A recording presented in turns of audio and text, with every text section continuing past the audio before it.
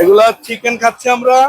মামা আবার বাইরের খাবার খেতে পারে না, বাইরের খাবার খাইলে পেট খারাপ করে মামার। মামার অস্বস্তি বোধ হয়, এজন্য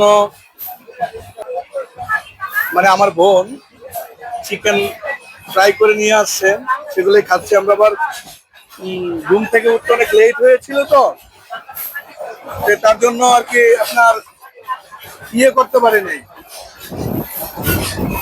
ব্রেকফাস্ট করতে পারি নাই, ব্রেকফাস্ট না করে চলে আসি।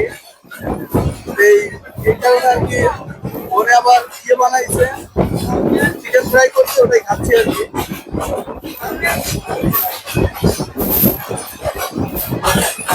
ট্রেনের জার্নিটা আসলে অনেক মজা।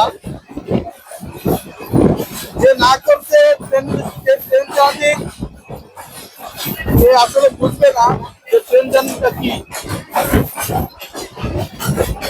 ট্রেন জার্নিটা অনেকই মজা। আপনারা জানি না কার কাছে কেমন লাগে ট্রেন ভ্রমণ, কিন্তু আমার কাছে অনেক ভালো লাগে। আমি যেখানেই ঘুরতে যাই অবশ্যই আমি একটু ভাবনা করি যে না, যদি এখানে ট্রেনের জার্নিটা করা যায় তাহলে মনে ভালো লাগবে। আপনারা ট্রেন জার্নি বেশি বেশি করে করবেন। আর বাসের জার্নিটা খুবই অস্বস্তিকর, কারণ বাংলাদেশের সড়ক অবস্থা যে বাস জার্নি নিয়ে ভালো লাগে না। তাই আমি ট্রেন জার্নিটা করি, আপনারা ট্রেন জার্নি করার চেষ্টা করবেন। এটা হলো আপনার এলিভেটেড এক্সপ্রেসের রাস্তা। এর উপরে যেটা দেখতেছেন ফ্লাইওভার, এটা এলিভেটেড এক্সপ্রেস। এটা আমাদের সারা ঢাকাতেই করা আছে। এই এলিভেটেড এক্সপ্রেস দিয়ে আপনি ঢাকার যে কোনো গন্তব্যে যেতে পারবেন। আর এই যে আপনি নতুন একটা লাইন দেখছেন রেলের, এটা আপনার গভর্নমেন্ট নতুন করে করেছে। ইন্ডিয়াতে যে ট্রেনগুলো যায়, ট্রেনের জন্য অবশ্য মনে হয় করা, বাট আমি জানি না। দেখেন কত সুন্দর ভিউটা, কেমন না তাই?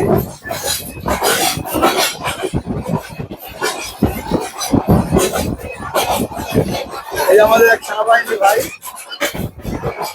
আমরা ইতিমধ্যেই বনানীতে মনে হয় ঢুকে পড়েছি। এখন বনানীতে অবস্থান করছি। বনানীর রেল স্টেশনে আসছে।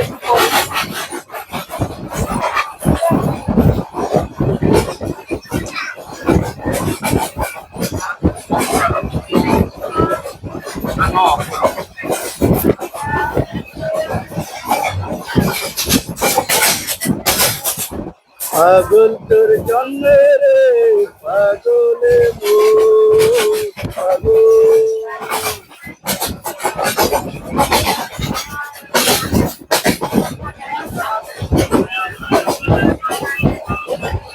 এই যে এরা ক্যান্টনমেন্টে, বনানী ক্যান্টনমেন্ট আমরা আছি, সেনানিবাস। আমরা অলরেডি